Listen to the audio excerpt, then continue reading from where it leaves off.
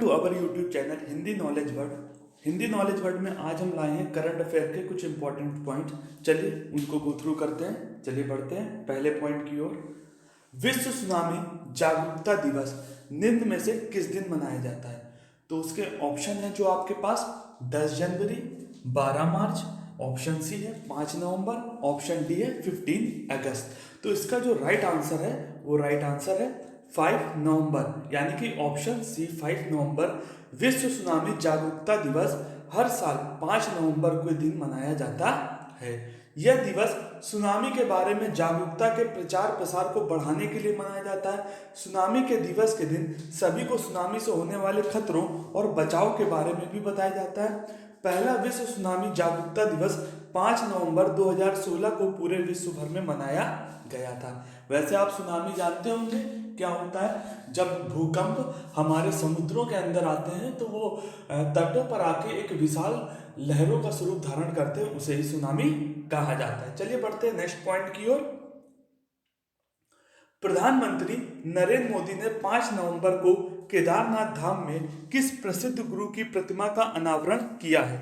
तो उसके ऑप्शन है आपके पास। ऑप्शन ए आदि शंकराचार्य, ऑप्शन बी गुरु वशिष्ठ, ऑप्शन सी महर्षि विश्वामित्र और ऑप्शन डी महर्षि गौतम। तो जो राइट आंसर है वो है हमारे पास ऑप्शन 2 का ए आदि शंकराचार्य। प्रधानमंत्री नरेंद्र मोदी ने 5 नवंबर 2021 को केदारनाथ धाम में प्रसिद्ध गुरु आदि शंकराचार्य की प्रतिमा का अनावरण किया था। लगभग 35 टन वजनी शंकराचार्य की प्रतिमा पर काम साल 2019 में शुरू किया गया था। उत्तराखंड में साल 2013 में आई बाढ़ और त्रासदी में 8th सेंचुरी के आदि गुरु की प्रतिमा नष्ट हो गई थी, जिसे पुनः रिकंस्ट्रक्ट कराया गया था। आदि गुरु शंकराचार्य की मूर्ति समाधि स्थल पर 12 फीट ऊंची प्रतिमा और 35 टन वजनी है, जो कि कर्नाटक के मैसूर में बनाई गई है। चलिए हमारा सेकंड पॉइंट भी यहाँ पर फिनिश होता है। अब ये दोनों पॉइंट हमारे फिनिश हो चुके हैं और बढ़ते हैं नेक्स्ट पॉइंट की ओर, हमारे थर्ड पॉइंट की ओर। थर्ड पॉइंट हमारा है भारतीय क्रिकेट बोर्ड यानी बीसीसीआई ने भारतीय क्रिकेट टीम के अगले कोच को निम्न में से किसे अपॉइंट किया है, यानी किसे नियुक्त किया है? तो हमारे पास ऑप्शन ए है सचिन तेंदुलकर, ऑप्शन बी है सुनील गावस्कर, ऑप्शन सी है वीरेंद्र सहवाग और ऑप्शन डी है राहुल द्रविड़। तो इसका जो राइट आंसर है वो है राहुल द्रविड़, यानी ऑप्शन 3 का डी राहुल द्रविड़। भारतीय क्रिकेट कंट्रोल बोर्ड बीसीसीआई ने 3 नवंबर 2021 को पूर्व एक्स जो कैप्टन थे इंडियन क्रिकेट टीम के राहुल द्रविड़ को भारतीय पुरुष क्रिकेट टीम का मुख्य कोच नियुक्त किया गया है। राष्ट्रीय क्रिकेट अकादमी यानी एनसीए के प्रमुख के तौर पर काम कर रहे हैं। राहुल द्रविड़ को भारत में 2023 में होने वाले 50 ओवरों के विश्व कप तक 2 साल के लिए इस पद पर नियुक्त किया गया है। तो यह बहुत बड़ी खबर है।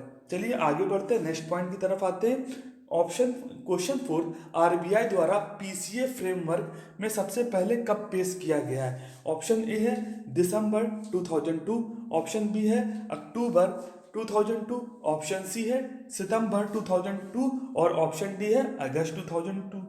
तो हमारे पास जो इसका राइट आंसर है वह है ऑप्शन ए दिसंबर 2002। आरबीआई द्वारा यह पीसीए फ्रेमवर्क दिसंबर 2002 में पेश किया गया है। यह प्रभावी बाजार अनुशासन के लिए एक उपयुक्त रूप में कार्य करता है। यह विनियमों के वित्तीय स्थिरता और विकास परिषदों के कार्यकारी समूह को सिफारिशें पर अप्रैल 2002 में अमेंडमेंट किया गया था। इस फ्रेमवर्क के तहत आरबीआई कमजोर वित्तीय मैट्रिक्स वाले बैंकों पर नजर रखता है। इसका उद्देश्य भारत में बैंकिंग क्षेत्र और गैर निष्पादित आस्तियों यानी एनपीए की समस्याओं की जांच करना है। आरबीआई का यह पीसीए फ्रेमवर्क केवल वाणिज्य बैंकों पर ही लागू होता है। सहकारी बैंकों और गैर बैंकिंग वित्तीय कंपनियां इसके अंतर्गत नहीं आती हैं। एक्चुअली में जो बैंकों पर एनपीए नॉन परफॉर्मिंग एसेट बढ़ रहा है तो उसको रिड्यूस करने के लिए, उसकी जांच करने के लिए बेसिकली किया गया है। चलिए आगे बढ़ते हैं, नेक्स्ट क्वेश्चन पर आते हैं। हमारे पास थर्ड और फोर्थ दोनों क्वेश्चन फिनिश हो चुके हैं। चलिए नेक्स्ट क्वेश्चन फिफ्थ की ओर आते हैं। आत्मनिर्भर भारत के समर्थन में किस कंपनी ने भारत के सरकार को राष्ट्रीय ग्रामीण आजीविका मिशन के लिए साझेदारी की है? तो हमारे पास ऑप्शन ए है अमेजॉन, ऑप्शन बी है स्नैपडील, ऑप्शन सी है फ्लिपकार्ट और ऑप्शन डी है इनमें से कोई नहीं। वैसे आप जानते होंगे तीनों जो है वो एक तरीके की ऑनलाइन प्लेटफॉर्म यानी ऑनलाइन ई कॉमर्स की कंपनियां हैं। चलिए हमारे पास जो इसका राइट आंसर है वो है ऑप्शन 5 फ्लिपकार्ट। तो क्लास हमारे पास जो इसका राइट आंसर है फ्लिपकार्ट। ग्रामीण विकास मंत्रालय जो दीनदयाल अंत्योदय योजना एनआरएलएम के तहत चलता है ने आज इस उद्देश्य के लिए भारत के घरेलू ई कॉमर्स प्लेटफॉर्म फ्लिपकार्ट के साथ समझौता एमओयू हस्ताक्षर किए। यह साझेदारी डे एनआरएलएम के स्वरोजगार और उद्यमिता के लिए ग्रामीण समुदायों की क्षमताओं को मजबूत करने के लक्ष्य के अनुरूप है। डे एनआरएलएम और फ्लिपकार्ट के बीच साझेदारी इस प्रक्रिया में मदद करेगी और आत्मनिर्भर भारत विजन को मजबूत करेगी। एसएसजी के ग्रामीण उत्पादों में भारत और विदेशों में जनता के बीच स्वीकार्यता की अपार अपॉर्चुनिटी है और ई कॉमर्स प्लेटफॉर्म इसका उपयोग करने के लिए एक प्रभावी और इन्फ्लुएंसिंग एक टूल साबित हो सकता है। चलिए आगे बढ़ते हैं, नेक्स्ट पॉइंट पर आते हैं। हमारे पास नेक्स्ट क्वेश्चन है,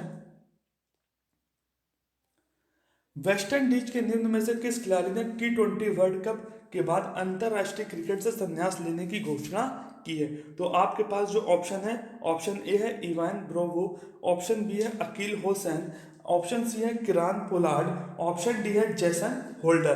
तो हमारे पास जो इसका राइट आंसर है वो इवान ब्रावो।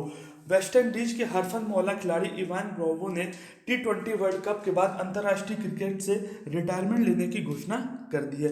उन्होंने इसकी घोषणा 4 नवंबर को T20 वर्ल्ड कप में श्रीलंका के साथ वेस्ट इंडीज के हार के बाद की है। वेस्ट इंडीज को श्रीलंका से 20 रनों से हार का सामना करना पड़ा है। इसके साथ ही पिछली बार T20 वर्ल्ड कप विजेता वेस्ट इंडीज ने सेमीफाइनल में पहुंचने की उम्मीद खत्म हो गई थी। ब्रावो ने वेस्ट इंडीज के लिए 90-20 मैचों में 78 विकेट लिए हैं और 1000 से ज़्यादा रन बनाए। साल 2004 में अपने अंतर्राष्ट्रीय करियर की शुरुआत करने वाले ब्रावो ने 293 मैच खेले हैं और डेथ ओवरों में गेंद और बल्ले के साथ वो काफ़ी उपयोगी खिलाड़ी भी रहे हैं। चलिए अब आगे बढ़ते हैं नेक्स्ट पॉइंट की ओर। हमारे पास 7th क्वेश्चन है, हाल ही में अयोध्या में एक साथ कितने दीप जलाने का Guinness book of world record दर्ज किया गया है? तो आपके पास जो ऑप्शन है, A 10,41,000, option B 9,41,000, option C 15,48,000, option D 16,12,000। तो इसका जो राइट आंसर है वो है 9,51,000। यानी दिवाली के मौके पर 3 नवंबर 2021 को अयोध्या में एक साथ 9,51,000 दीप जलाने का record Guinness book of world record में दर्ज किया गया।